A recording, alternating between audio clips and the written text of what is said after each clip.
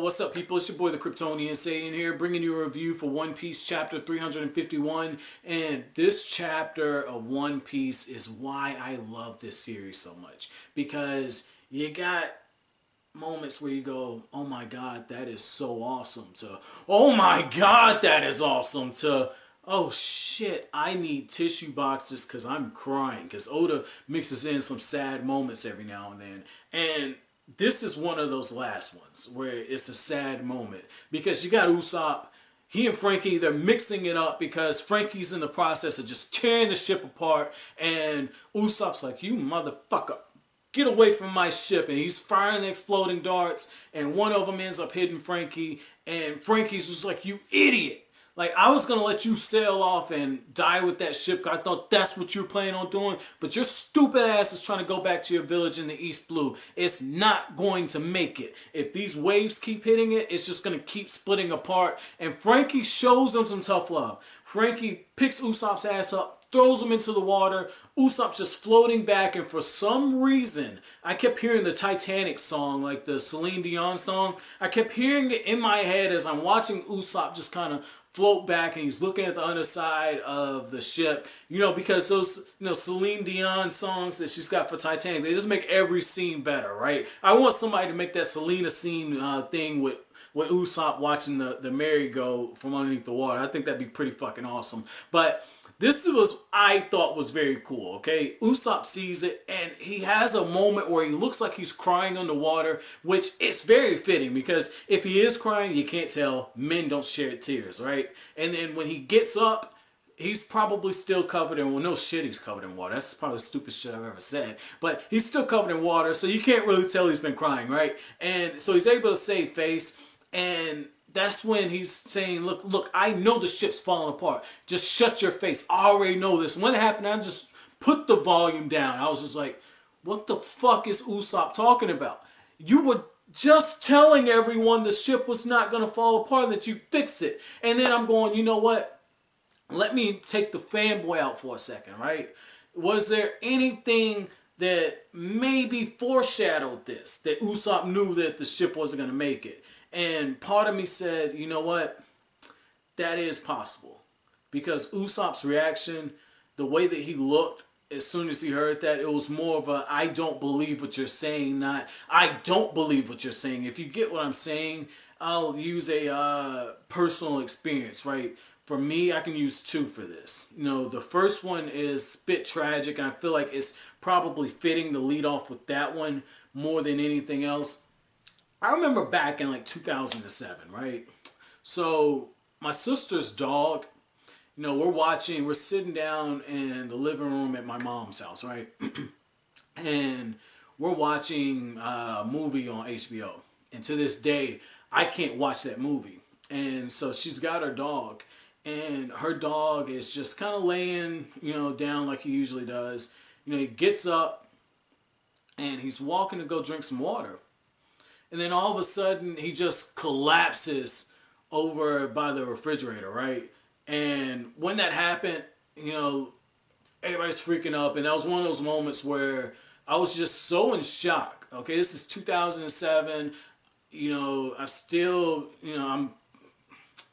fuck it, you guys know about how old I am. This is 2007. I'm, about to graduate high school. And I'm picking up my dog, right? Or at least I'm trying to.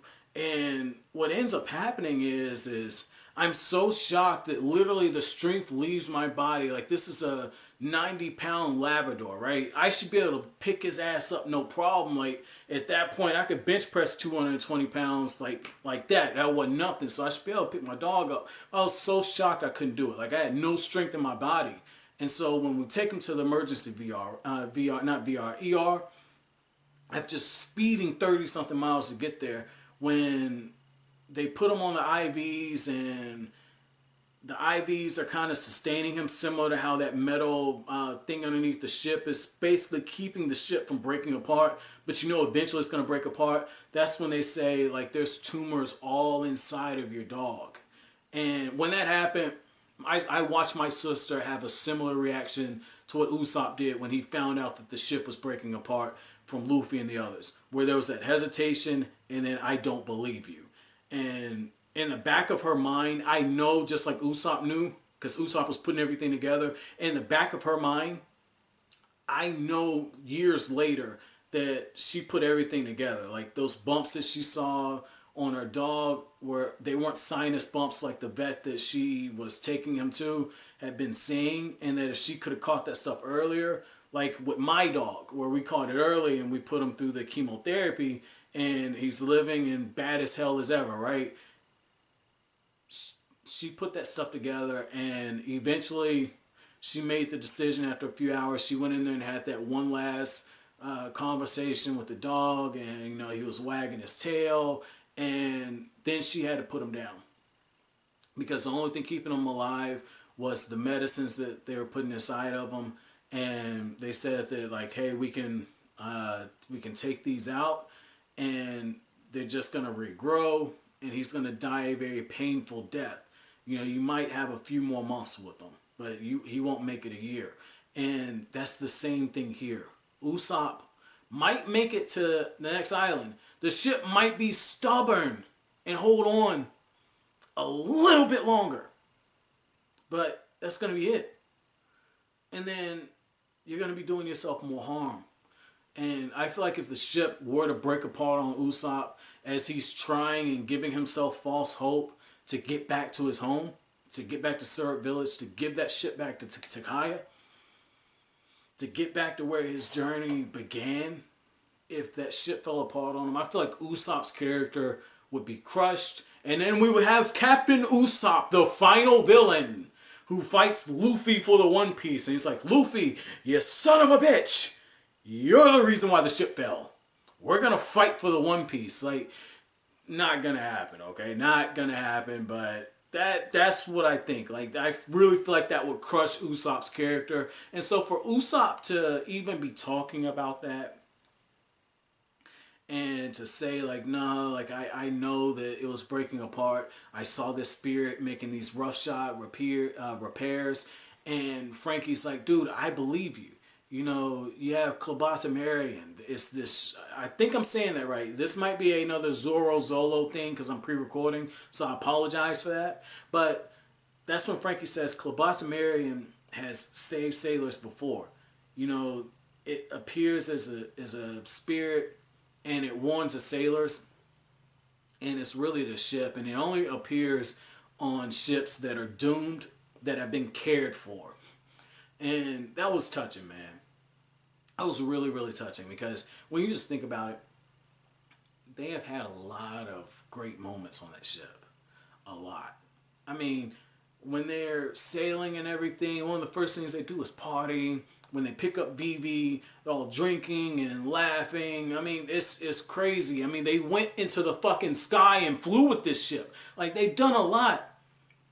And this is one of those moments where Oda's trolling, but in a good way. Because he's pulling the rug all the way out from underneath you. And you got emotionally invested. This ship's been with us for, what? Almost 300 chapters, I think. Syrup Village. No, it's been over 300 chapters. I think Syrup Village was like around chapter 35, 36. So it's been over 300 chapters, man. Like, this is like killing off a character 300 chapters in. And the Merry-Go is a character in its own right. So this was good, man. This is why I open up saying, you know, One Piece is, you know, one of these series where you're just loving it, and then you're really loving it, and then you're going, oh my God. Did this just happen? This was good. And I joke a lot. I say, Oda don't kill shit. Oda don't kill shit. You know, the Merry-Go is a character. And if the ship does break apart, say the tide's coming in and it's just so big that it just does huge damage to it and breaks apart, that might be a chapter where I might have to do a live reaction to that shit. Well, fuck, I won't even know. This is one of those times where I wish I was doing this chapter by chapter and just kind of recording these on the day of the release. That way I could ask you guys, because if that was happening, that'd probably be a good live reaction. But very good. Now, I will say this emotional chapter went against everything that Oda usually does, because when you get chapters like this that are so heavy and bogged down, there's usually something to kind of lighten the mood. I don't know if maybe the exploding star was supposed to be that, You know, where it's like, oh, Usopp's got those funny, you know, attacks or whatnot. No, it ends off with Rob Lucci and Khalifa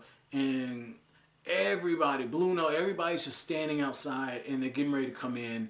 And you got Franky's people saying, hey, big bro Franky, we got somebody outside right now. We need to open up the door. You need to let me know what's going on, yo. Like, Oda just went for the heavy with this, man. They went for the heavy. That was good. So this chapter's a little longer than usual, but my chapter question for you guys is gonna be: at what point were you starting to suspect that the Merry-Go wasn't gonna make it out of this? Was it when you saw the repairs being made to the ship, or were you as thrown back as I were when you found out that the ship wasn't going to make it when Luffy found out, or did it really just sink in when you saw Usopp looking at the underside of the ship and seeing it? What were your thoughts on it, guys? But overall, very good chapter. I might give this one a 5 out of 5. I've got to kind of sit on this, and by the time I go through and edit, I'll probably have my mind made up on whether or not this is a 5 out of 5. As of right now, I'm leaning towards that. So, as always, guys, if you like anything I had to say, hit that like button as it really helps out the channel. Don't forget to subscribe if you're new. Thank you for watching Kryptonian Saying, guys. Have an awesome